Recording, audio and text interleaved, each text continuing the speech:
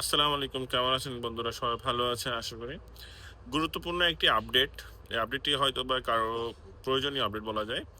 যারা সংযুক্ত আরব আমিরাতে পোস্টাল ভোট বিডি অ্যাপ্লিকেশনের যে পোস্টাল ব্যালট গুলো যেখান থেকে সংগ্রহ করেছিলেন ব্যালট পেপার গুলো ওখানেই জমা দিতে হবে এরকম কিছু নয়। এমারতের যেকোনো পোস্টে আপনারা চাইলে জমা দিতে পারবেন। শুধু খালি আপনাদের খামটি ব্যালট পেপারে আপনারা টিক মার্ক করে আপনাদের যে কাজগুলো সম্পাদন করে আপনারা চাইলে ইউইর যে কোনো পোস্টে গিয়ে পোস্ট অফিসে গিয়ে আপনারা চাইলে ওটি দিয়ে আসতে পারবেন। তো ওটার জন্য কোনো ফিস নিবে না।